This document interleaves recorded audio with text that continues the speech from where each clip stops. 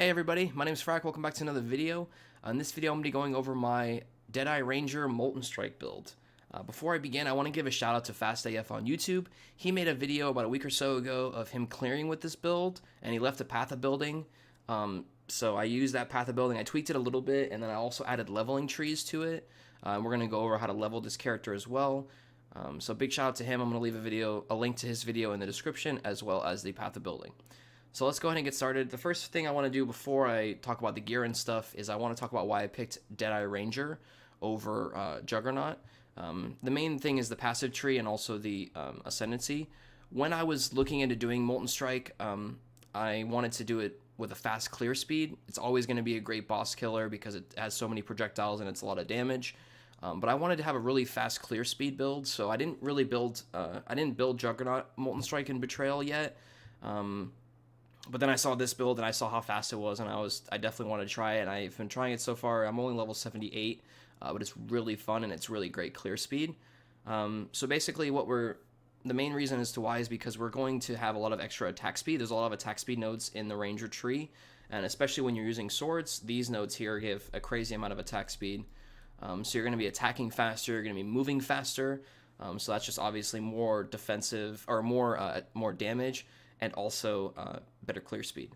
So also the big thing is that it has the ascendancy nodes gathering winds, which gives evasion rating when you use an ability, which you'll always have up even when you're killing bosses. And also it's going to give you an increase to your character's speed, just overall speed. So you're going to be clearing a lot faster, moving a lot faster and everything, so that's great. And then also the big thing is that they have rupture. This is a ascendancy node. It says attacks have 25% chance to cause bleeding.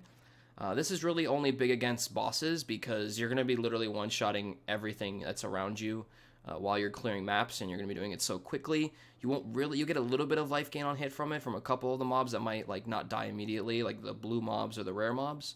But this is really good for bosses because when you're doing like Shaper and Elder, they're going to be up the whole time, so they're always going to be bleeding, and you're always going to be getting 30 life gain when you hit them. Now the thing is with Molten Strike, you're firing over 10 projectiles and you're firing like 100 projectiles a second. You're going to be gaining basically all your life back immediately, so you're only going to die to one-shots at the end game, really. So that's pretty sweet to have. So that's basically why I picked Deadeye.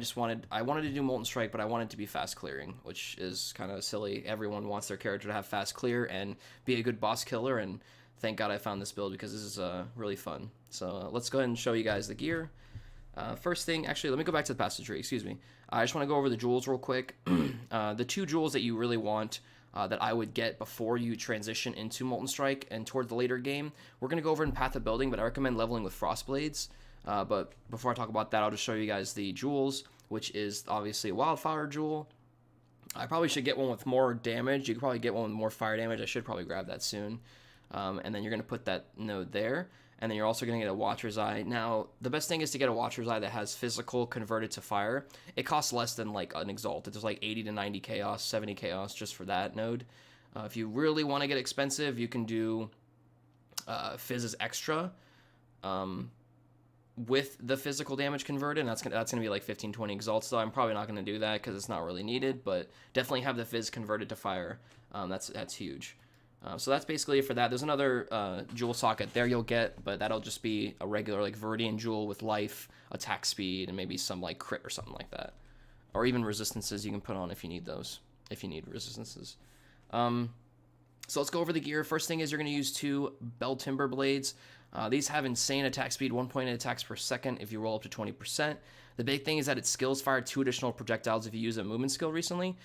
And while you're doing this build, you're going to be clearing so fast, and you're going to be leap slamming around so quickly, you're always going to have those extra projectiles. So for instance, right now I'm at 7 projectiles, as you see there. If I use leap slam, which will be your movement ability, you go to 11 projectiles. So it's a huge boost in not only damage, but also survivability because there's more balls being thrown out, more life gain on hit that you get. So that's really good. Next is one that I think I'm going to actually change, but this is what I have right now for the video. It's a Starkonja's Head with Molten Strike fires 2 additional projectiles. This is okay. It's got good dex, good attack speed, and good life, but unfortunately, the damage isn't really that big of an increase because of the reduced damage when on low. The damage just is not that great. It's a couple thousand, but I feel like what might be better is getting a rare helmet with more life and percent life, and also resistances to help make it easier on your other pieces of gear to make them cheaper. So here I can show you what you can do real quick. Let me pull this up. This is me looking up Path of Building for, or sorry, not Path of Building, PoE trade for Molten Strike Fire 2 additional projectiles on any helmet. And you can scroll through here and find some that are like 2 exalts. I'd definitely go for an armor one. Here's one right here. It's got 84 life, 28 fire, and it's got 2 projectiles. It is mirrored, so you cannot change the colors, or it's like basically corrupted.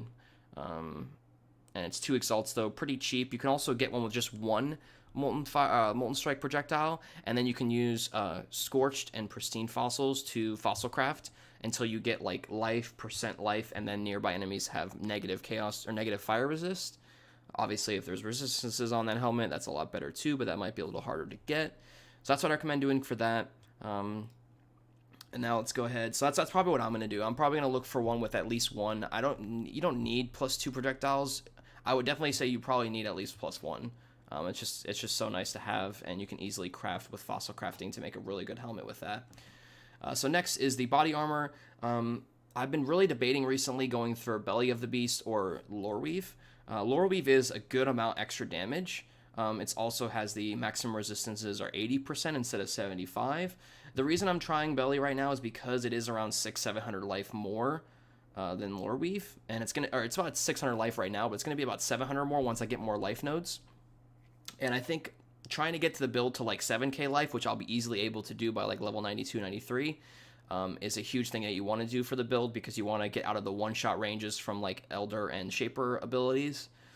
So you can try either one of those, see which one you like. I'm not sure. I'm pretty sure I'm going to stick with Belly, though, just because I want as much life as possible to be defensive, because this build already has enough damage, so probably the damage from Lore Weave isn't really a big deal. Next is a necklace. With this, you're probably going to need a necklace with a lot of intelligence on it. You can just search on PoE trade for a necklace with like 60-70 int, life, and then resistances, and then find one that has an open prefix so you can craft increased elemental damage with attack skills. This cost me, I think, 15 chaos. Yeah, about 15 chaos for this neck piece without the LE damage attack. It had an open prefix, so I just crafted it, and now it's really good. That's what I recommend for that. For rings, we're going to go for Elder rings. It's really nice. They have some really nice nodes with attack speed, increased projectile attack damage you can get, and then life, obviously, and resistances. This ring's pretty good. It's worth a couple exalts. For your rings, if you're looking for something budget, just look for one with life and resistances, and then try to craft a wed on it as well. And then obviously, if you can find one with life gain on hit, that'd be cool. I think I'm going to do that soon with one of these. So this is the next one right here. It's just more life and resistances. Basically, this one's pretty bad. This is the one I might replace with life gain on hit. Even if I lose the LA damage with attack, as long as it have life, resistances, and I'm probably going to go for life gain on hit on this one. Next is the Tomb Fist. Now, unfortunately, Tomb Fists are stupid expensive this league. They've always been, 2 socket ones have always been like 1 or 2 exalts the past like 20,000 leagues. But now they're like 7 to 8 exalts. You don't need 2 sockets, just get 1. And get the Intimidate one, so make sure to use a Murderous Eye Jewel. So you get Intimidate, which makes them take more damage. And then, yeah, that's just it for that. Tomb Fists are always good. Go for a Stygian Vise with life and resistances and wed. And then go for boots. Now with this build, because of Tailwind and because of just the movement speed nodes in the passive tree that we get, you don't actually need to get a boots with movement speed on them. It's kind of weird to say, but like this only has 10% movement speed, but I'm walking pretty normally. And like when I start, you know, you're going to be leap slamming the whole time anyway, so it's not really a big deal. Plus, you still walk in normal speed anyway. So I just basically got one with life and a lot of resistances. So yeah, that's pretty simple to get. Now let's go over the gems real quick. Really quick, you have Cast when Damage Taken, Immortal Call, Molten Shell. I'm going for level 20 in all of them because you're going to have around 7k life by the end of this build, so obviously having that with more effectiveness on the Immortal Call, Molten Shell is good. On your helmet or whatever other item, you want Leap Slam, Blood Magic, Fortify, and Faster Attacks. The real important thing is getting like a 20/20 Faster Attacks for just obviously increased attack speed. In my offhand, I have Summon Lightning Golem, Enhance level 3, and Blood Rage, 20 level, 20 quality. The reason I have this with Enhance is because it increases the quality from this, so you get an extra, I think it's like 5 or 6% attack speed on your Blood Rage. So that's pretty sweet with the Enhance, and Enhance is pretty cheap gem. So now we're going to go over the chest piece. It's Molten Strike, Combustion, LA damage with attacks, Ancestral Call, Multi-Strike, and Fire Pen. You can try a lot of different things. You can try Conk Effect. You can try the Elemental Damage gem as well. Try as whatever you'd like. They're all, like, the build does so much damage, it doesn't really matter. It doesn't make a huge difference. Also, your playstyle might differ a little bit. You might want just more flat damage instead of, like, penetration. And then in our gloves, we have Lightning Trap, Vol Lightning Trap, and Ancestral Protector. These are really good because once you're using Vol Lightning Trap, it leaves like a shock nova on the ground, so when you throw it on like an Elder boss, he'll be shocked, so you're going to do a crazy amount more damage. And obviously Ancestral Protector is just a totem you drop, and it gives you increased melee damage. So that's pretty sweet, and also more attack speed. And then the boots we have Herald of Ash, Anger, Vol Haste, excuse me, and Enlighten level 3, just to help get you a little bit extra mana. The actual ones you're going to be using are Herald of Ash and Anger, but you're going to have Vol Haste on your bars so that you can use it to help increase attack speed. So that's basically it. I'm not going to spend too much time going over the path of building. I'll leave it in the description, but basically what you're going to do is level with Frostblades. I think it's really good. I leveled with Rain of Arrow, but I think that was a mistake after finally finishing it. It was pretty rough towards the middle to end levels. I think Frostblade's pretty good. There's some leveling trees here, and then also early maps is when you finally switch into Molten Strike, when you get your Wildfire and your Watcher's Eye. Let me see. There was one more thing I want to show you before I do my map. Let's see. I think it's level. Yeah. So this is basically the leveling process for Frostblades. You're going to want to start with Frostblades, Onslaught, and then get your added Lightning and Cold damage. And then once you can get LA damage with Attack, Hypothermia, Ice Bite, and Multi-Strike. Those will be your leveling gems. I'd recommend starting leveling with, obviously, a Tabula. That should be right here, but I don't have one. And then you can get 2 Last Resorts. These are pretty good until you get to mid-game, then find another pair of unique claws, or you can find some ones on PoE trade for cheap to level with. Obviously, your Gold Rim. Sacrificial Heart's pretty good. It's got a lot of extra added damage.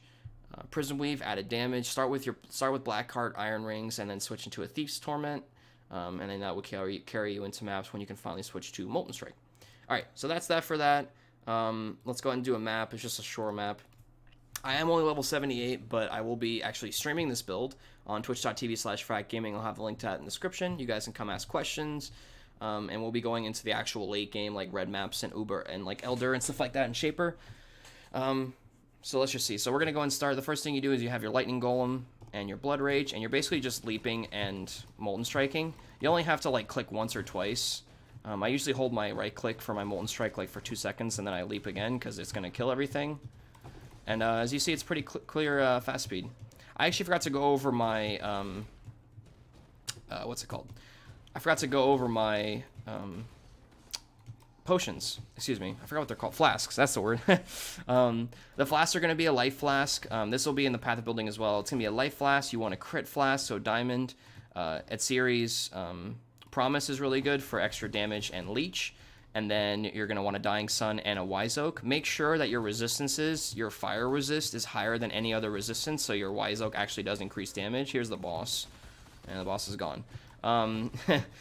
Your Wise Oak, you want to make sure it does penetration for whatever your highest resistance is, and mine is fire. So you do more fire penetration, so pretty simple.